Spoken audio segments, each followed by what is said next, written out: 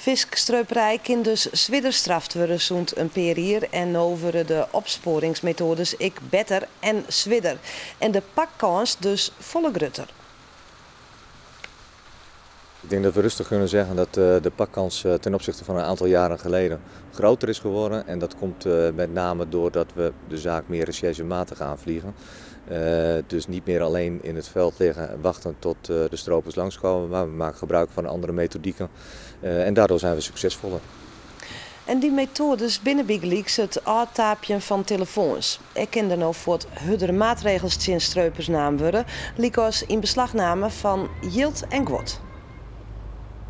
We kunnen inzichtelijk maken waar de vermogens van verdachten zitten. En dat doen we ook bij visstroperij. En daardoor zijn we in de gelegenheid om beslag te leggen op niet alleen geld, maar ook op luxe goederen als auto's en dergelijke. En ik kan vertochten bij onhouding langer vasthouden worden. In steeds van een paar uren kunnen ze nou een paar dagen in de cel houden worden. Al deze maatregels met een heger afschrikkend effect hebben